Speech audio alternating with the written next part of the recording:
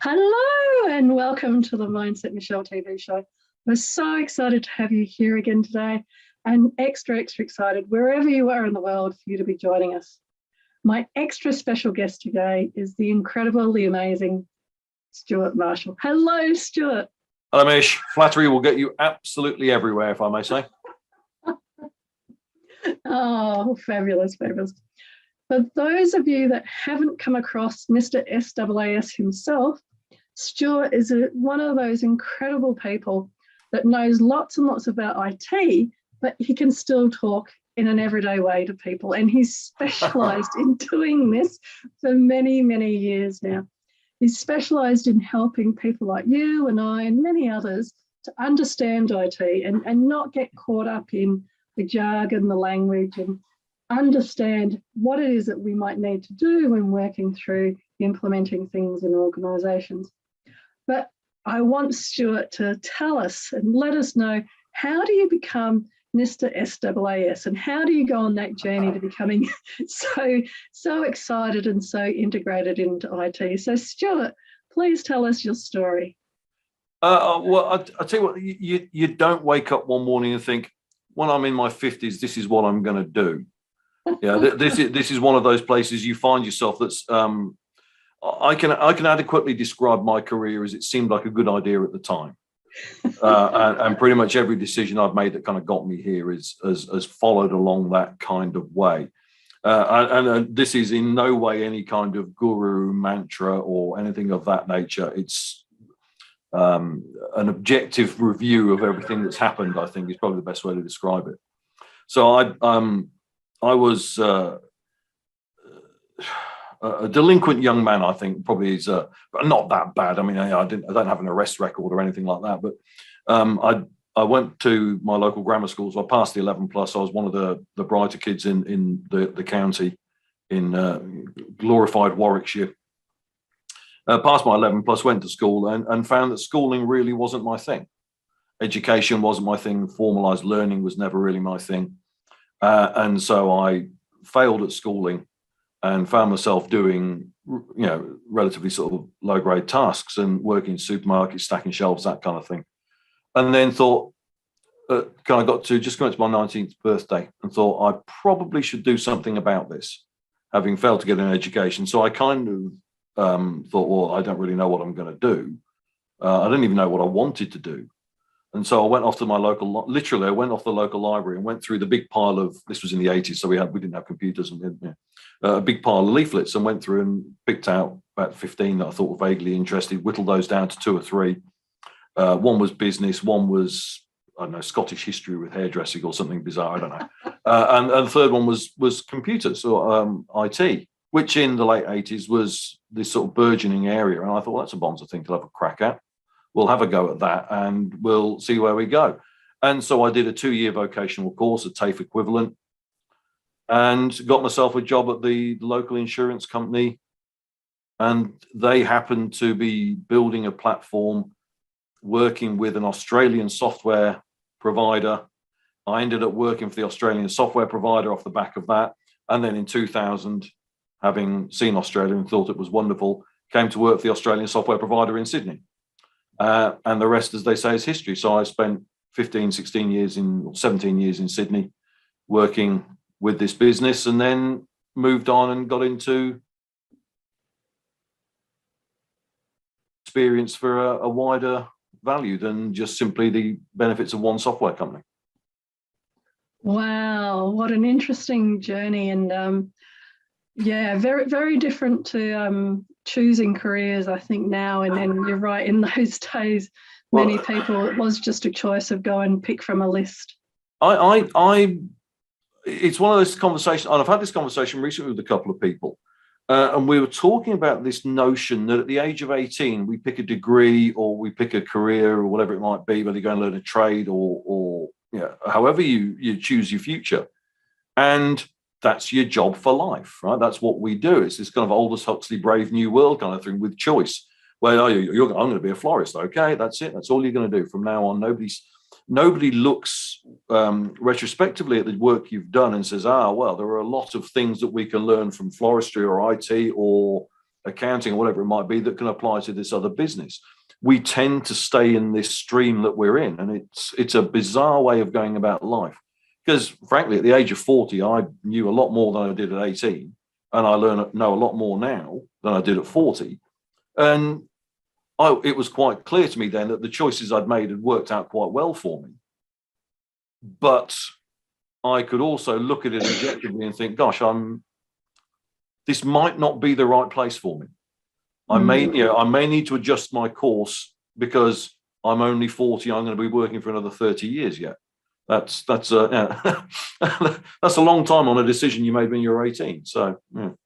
It's very true and very relevant, I think, now coming through the last few years with the changes in the pandemic and people rethinking about what they want to be doing with their lives. So with that in mind, and that you obviously have thought through this, life journey and life path, what would you say then success means to you? What do you think success is for you now? Well, success for me has always been the same thing, which is I've always wanted things to be better. Now, I don't know what that means, right? That's a fairly broad brush statement, but my early years in the IT industry, I just wanted to make people's lives better. That was this sort of underlying idea for me. And even now today, I've moved on, and now I'm helping the guys down at WiseTech and helping them improve their world. And the story I'm telling them is exactly the same, which is I'm interested in making this better. Now, the problem with better is that better implies change, and change is a real frightener for a whole bunch of people. So success for me today in a very sort of specific microcosm and a very specific thing is improving the time it takes for a software developer to get some software into the system, checked, tested, and ready to go live. If I can shorten that process, make their life easier in some sense, then A, I get paid, and B, their lives have improved. So these things kind of align for me as a way to go about life. And I love that because you've understood quite clearly your overall theme, even if the delivery changes depending on age and situation, and that overall theme of making people's lives better is a very, very admirable one. And one that I'd love to explore a little bit more now as we get into sharing some of your suggestions and tips around creating the mindset for success, because I know some of your journey and some of the resilience that you've shown when going through that journey to being a successful entrepreneur. I mean, it's very nice of you to say so. I'm not sure I've ever been a successful entrepreneur, but I'm still going. I'm not in the gutter yet. So life is, I'm doing okay. I'm doing very well. I mean, so it's an interesting thing. So going back to my very beginnings in this, going to Shakespeare's school, the same school that Shakespeare went to, and all of these things, and a relatively high level of expectation from the people around me, and me being just useless, a waste of space, frankly. But something happened to me, and I'd love to say that I had this brilliant insight as to why I should do something, but it wasn't. For me, it was just a feeling, it was a sense. I needed to make use of the tools that I had available to me, which in 1989 was a brain. That's it. A tall, gangly, skinny little young man with a brain and an interest in technology because I thought it was exciting and where the world was going to go. And so it was this, okay, well, I've got to go and do that. That's now a job I just have to do. And this is this is one of what I refer to as being a grown-up moments. Now, I'd like to think I was a grown-up, but I'm fairly certain I don't exhibit being a grown-up on a daily basis necessarily, or on an hourly basis, or whatever it might be. But there are things we do where we have to be a grown-up. And at the age of 19, I thought I probably should go and do something. So I will go and do that. 2 years, head down, bum up, get it done, get out the other side, taking a step forward. Here we are. Not on a path to somewhere specific, but a step away from where I was. And that must have been a good thing. And I kind of think of it as taking the bins out in the rain on bin night. That's how you know you're a grown-up, because you do the things that you don't want to do, but that need doing. And so for me, this is one of those things that's followed me through life, is it's grown-up time. It's time to make a decision and do something good, and do something that positions you better for tomorrow. And that was the same when I finished up at Lancer in the end of 2017, having worked for them for 20 years or so, and traveled the world, which, I mean, thank you very much. I've enjoyed this greatly. But kind of thinking, okay, I've done my dash here. What's next? How do I go from here to somewhere else? And even not knowing where somewhere else was, but the not here sense. And it's this is the sort of the next thing for me, is this knowing that this is no longer the place you need to be. It's not for me anything specific that I can articulate. It was just a feeling. It was this, I now need to move on. And I mean, it started with dinner with a gentleman who's become a great mentor of mine. And he said, oh, well, how old are you? And I said, well, I'm 49 or 48, I can't remember which it was. And he said, oh, well, you've got plenty of time for a second career. And nobody had said that to me, and I'd never had the thought. But there I was, sitting there thinking, this is kind of not really where I want to be. I need to be somewhere else. And somebody saying, you can have another career. Like, oh, okay. How do I make one of those? And then I start going through this, the logical IT guy kind of thing with the, okay, I now have a problem. I'm here. I want to be not here. Need to go somewhere. So let's articulate a somewhere and see if we can't take a step towards it. Now, this is not. I love these points that you're raising around, the adult moments of just taking the bins out when you need to take the bins out, and also those knowing moments that you've shown and talked about. You just knew that it was time to do something different, and then you found yourself at a dinner party, and somebody saying to you, oh, well, what career are you going to do now that you might grow into or grow up? Yeah. And I genuinely had no idea. So I mean, I'm fortunate that I have a very supportive wife, and that I was in the position where I could stop earning money and take a step out. And this was the KPI thing, and writing the book there, and all of this stuff, which was even doing the KPI program for me was. So for people watching, the KPI program is a key person of influence program that Stewart's referring to, and that we both did, but at different times, and so met through that program. Mm-hmm. And I was in that situation saying, okay, I'm going to go and reinvent myself. I'm going to start writing. I'm going to start presenting a public persona. No idea how to do that. Not the first clue. So I kind of searched, how do I write a blog? So I started writing about things that are interesting to me. And then, because it was a marketing requirement somewhere, I went and saw a friend of mine that I didn't really know that well, but she was the only person I really knew in marketing, and said, what do I do? And she said, go and talk to Dent Global, the KPI people. They'll know what to do. It's like, okay. So I went off and I did the program. And they teach you a whole bunch of stuff about how to position yourself in the market. And so it's like, okay, I've now done that. Now what? And they're like, well, now you've got... I love this theme again, like you said, when you went and did the course for 2 years when you were 19. It's kind of like, I want to do something. I'm not sure what it is, and I want to go somewhere, but I don't know where that is either. But let me start with, the thing in front of me. I want to do a blog. So that kind of pathway and that curiosity leads you to something like KPI, or key person of influence, where you learn a lot more skills, and also change. The other part about it, I think that's fabulous, is you change the world of people around you, because you find people that are all doing that. I mean, this for me, from a personal perspective, was the weekend when you and I met up at Port Stephens, and being new to the KPI program and walking into a room with a bunch of people I thought were the greatest humans I'd ever met. I mean, every one of them. And just think, my God, if I could be even a little bit like them one day, oh God, that'd be awesome. Yeah, and being in that world where you're presented with something that you can aspire to. You're presented with a target. I've got something to aim at. I want to be as good as them. Yeah, that guy's written a book. I should never write a book. I'm on the KPI, but I've got to write a book. Oh shit. Yeah. But even writing the book for me was an extraordinary thing, because I mean I was lucky that I'd sort of come out of work and I didn't have clients to worry about, so I had lots of time. So I thought, well, I've got to write a book.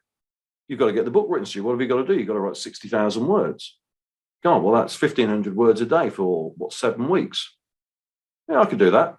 So literally getting up in the morning and writing 1,000 words before lunchtime, going out, hitting a bucket of balls, coming back, tinkering with it, writing a few hundred more, that sort of thing, and doing that on rinse and repeat for 7 weeks. And then get to the end, you go, oh, I've written a book. Oh, how about that? and just this extraordinary process, which, I mean, when I look back objectively, I mean, makes me sound quite superhuman, but to me is all very much me just going, oh, I'm solving that problem today. I'm just going to go, and I'm not that good, right? Let's point that out. I'm really not that solid. I'm not that reliable. At least I don't think I am. But one of my favorite lines from that movie, The Martian, is right at the end when Matt Damon says to the students that he's talking to, it's about solving the math. You just look at what's your first problem in front of you. Solve the first problem, and you keep solving problems. Yeah. You keep moving forward. Don't. I mean, oh God, I'm going to sound like a motivational speaker, and I promised my team that I'd never do such things. But it is that, and it's not. It's you've got to solve a problem a day. You've got bullshit. You haven't. It is like running a marathon. You will never get to the end if you stop. Now, this isn't to say that you can't have a break, because you can. Of course, you can. We're only human. The world takes effort, but if you want to get to the end, you got to keep moving. So for me, it was just a case of, now I've got this problem. Now I'm in the market. I've written a book. I've got some cachet. I've got some market value. How do I sell myself? How do I, obviously, because what I'm doing isn't working. So I'm not making money hand over fist or whatever it might be. How do I do the next thing? How do I get the next problem? How do I, and I didn't give up for 4 years. I kept going and kept banging and kept hammering, and I wrote every day or 3 days a week, and was on podcasts and TV shows, and I'm speaking at the ICC in March off the back of the book, and I landed a role with WiseTech because I literally approached a billionaire and said, you and I can help each other. Not literally those words, but that was the sentiment of the conversation was, I know you have this problem. I know you're interested in it. This is my expertise. We can help each other. Now, nobody does that with a billionaire. I mean, who's stupid enough to do that, right? As if it would produce any results. But here we are. And you only get to do that if you've done all the other stuff that's gone before. Well, and I think that you're describing really lovely for people that you didn't start off knowing what the answers would be. You didn't start off knowing even the journey or the process. You just started off with, and that's why we started talking about, what's the next thing to solve? What's the next thing to think about? What's the next thing? And you kept at it like you were saying, it was a marathon. I was telling this story earlier. In my extraordinarily interesting and checkered past, I've had the pleasure of presenting myself to a therapist once a week for conversation, and I'm fairly certain she deserved better than an hour spent with me every week. But there we go. And we sat there one day, and she said to me, "Do you think you're a little bit OCD?" And I said, "I suppose maybe I could be." She said, "Yeah, I think you are." Okay, how long would you tell me now? And she said, "Yeah." I said, "Well, here's a story." She said, "One day you said to me that when you have a problem at work and something you can't solve, you and your guy you work with, you go, not to worry, we'll put it on the back burner and come back to it. And then at some point you'll come back to it." And she said, and what happens if you can't solve it? I said, "Oh, we'll put it on the back burner and we'll come back to it." And she said, "When it comes around again and you can't solve it, what do you do?" So we'll put it on the back burner, and we'll come back to it. And eventually, with enough iterations and enough effort, we'll solve the problem. And again, I'd like to make sure everybody understands I'm not a guru. I'm not recommending this as a technique. It's just the one that worked for me, which is this ludicrously sort of dogmatic approach to solving problems sometimes. And one of the things that I will very often say is that I love all of the dogmas, but I hate dogmatism. Yeah. Every single dogma has something to teach us, and there's something we can take away from it, whether we agree with it or not. But strict adherence to a thing it seems to me like an odd way to go about life, because it stops you being flexible and fluid in your approach. I agree completely. I think that there's a lot of truth there around the whole use some of the insights and wisdom around these types of things, but actually don't let them then run you, which is what you're saying. And that's so true, putting things on the back burner. I do that so much because I know that my brain's actually still working through something when I'm not looking at it. And when I come back to it, I'm like, oh, there's the answer. Or, oh, this is the next step to do. But if I sit there and try to work at it, sometimes it just doesn't click and I have to leave it. I have my best insights when I'm not thinking about the problem I'm trying to solve. The morning shower is a great place for an insight about the day. Or, this is really difficult. I'm going to go for a walk. I'm going to go hit a bucket of golf balls, or whatever it might be, whatever the thing that takes you out of that processing loop, and you get to go and have some free thought about something. It's always a great way for getting insights. And I think that that's very true with where we are now, and being at the stage of the year and everything that we're at, that helping people to understand they don't need to necessarily sit there and try at something, but actually place it out there, think it through as much as you can, and then go for a walk, go for golf, go for whatever. There are people who need to solve problems right now. That's a lot of people's existence. Mine is I'm very fortunate. I work in a world where we don't have to solve problems straight away. But that probably for the best, because they're big problems. We can look at something and go, well, there's a big problem. It has enormous value. How do we solve it? Well, we throw enormous value at it to solve the problem. So, it's not something we're going to do in a day. We say, will it take 6 months? Yeah, maybe. Yeah. I guess then that's what we'll do. We'll look at it, we'll justify its value, and we'll work out whether we think we should do it, and then we get on with it. And it's just this big process. It's just back to solving the problems bit by bit by bit. And I think elephant in the room stuff.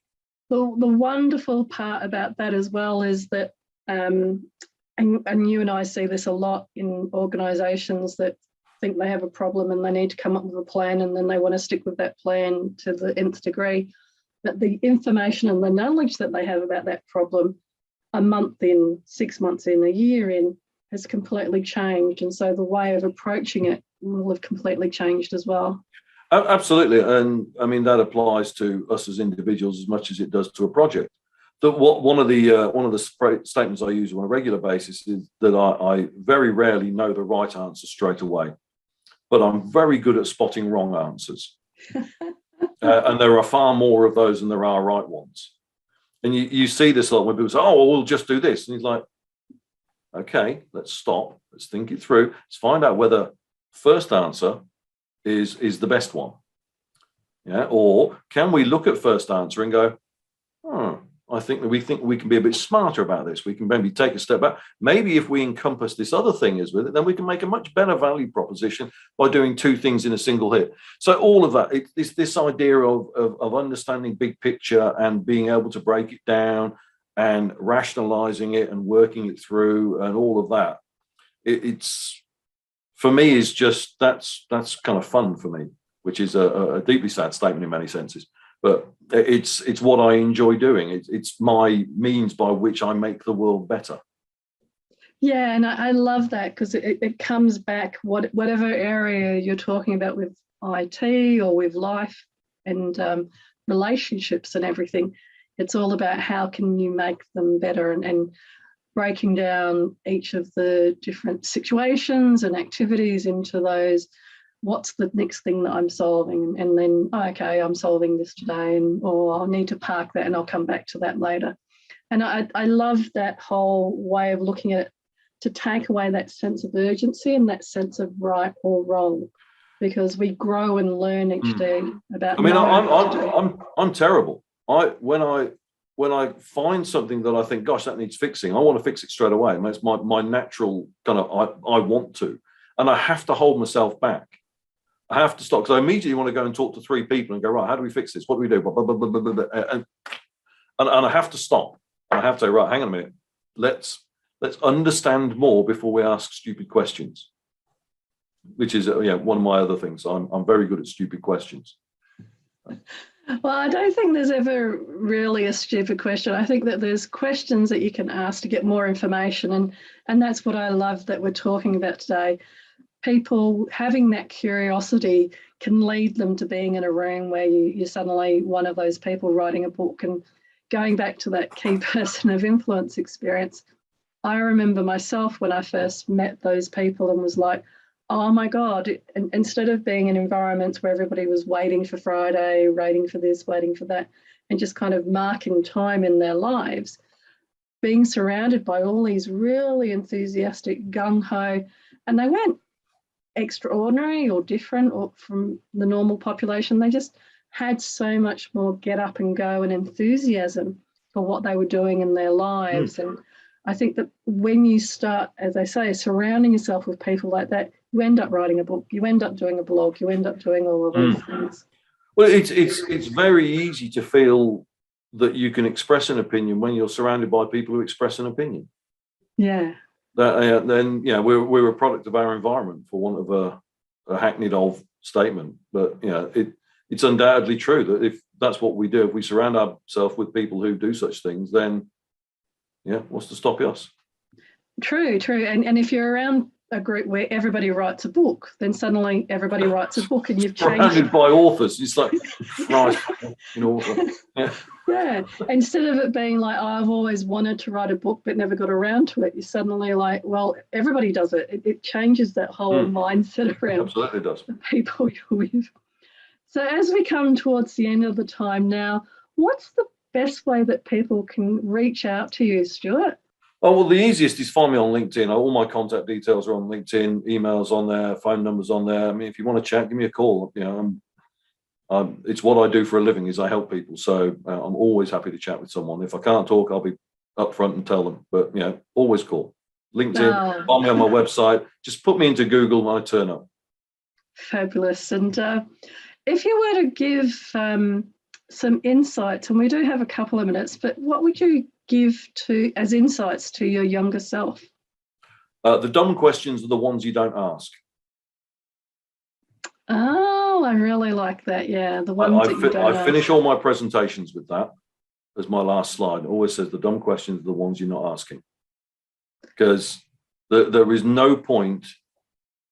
And I think of it kind of like when you go on holiday and you think, oh, should I do this particular thing or should I do that particular thing? And you've never been to Machu Picchu before. You think, well, I might not do it. I might do it. As if you're going to go again every week. It's like, no, your opportunity is now.